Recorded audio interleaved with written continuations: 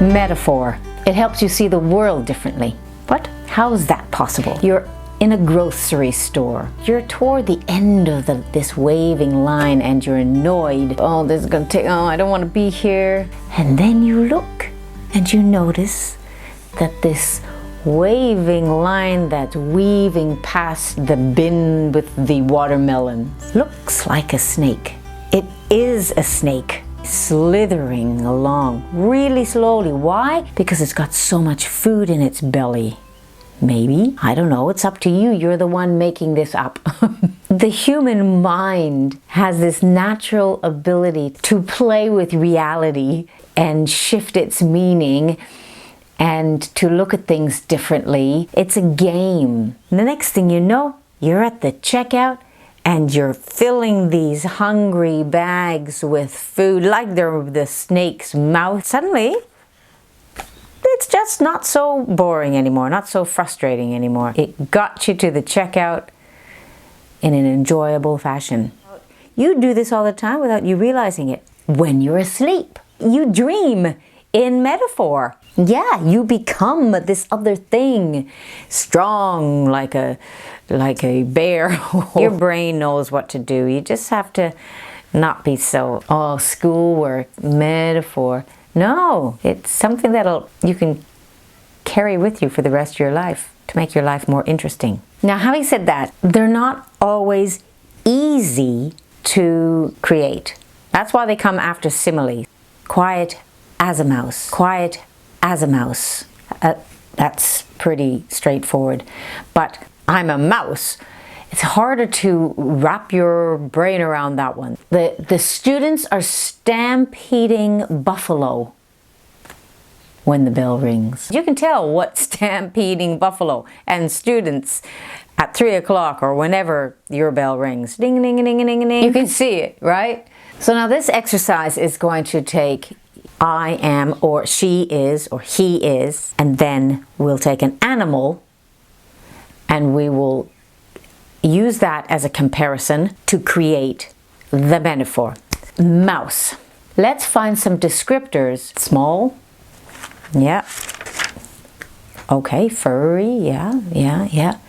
What is the one that we're used to hearing all the time?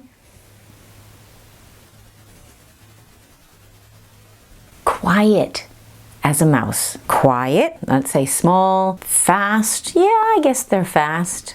Are they scary? Well, maybe to elephants, maybe to some people, but not to me. Let's take quiet. So now we've got I and mouse. You don't say I am quiet as a mouse because that's a simile. You say I am a mouse. What makes you a mouse? Quiet. Okay. Step 2, quiet. When are you quiet? When you're in a movie, maybe, or you might be quiet when somebody's sleeping. Or how about this one?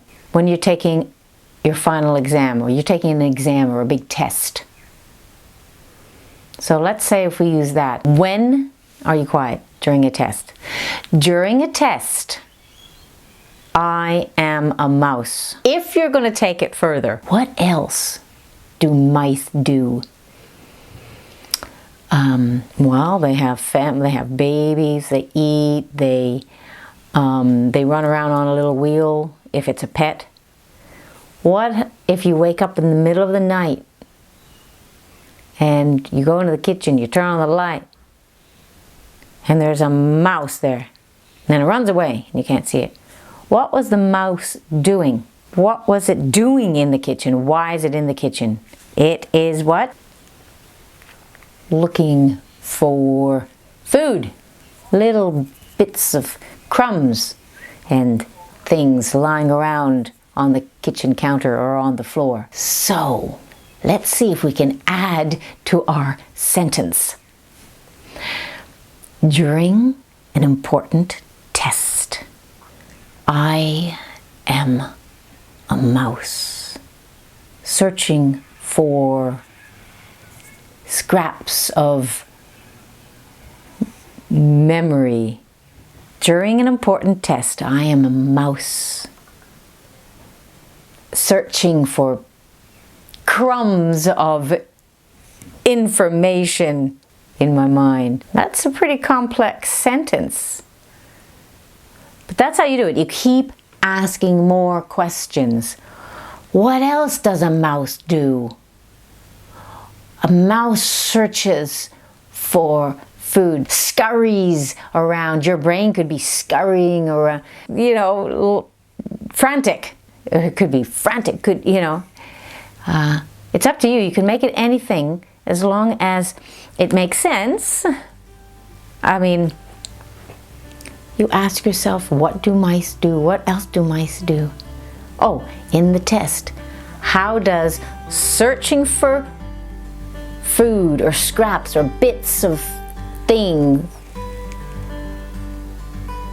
how does that relate to you searching for scraps of things as well? See, do you understand?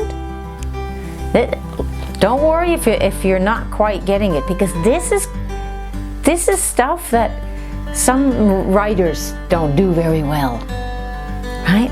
Some writers that are selling books don't even do very well, so don't be hard on yourself. This is a bit of a challenge, but it's fun, and you can do it as a group because it's having fun with language. It's turning it into a game. It's great to use in your speaking too. It makes you more interesting and colorful.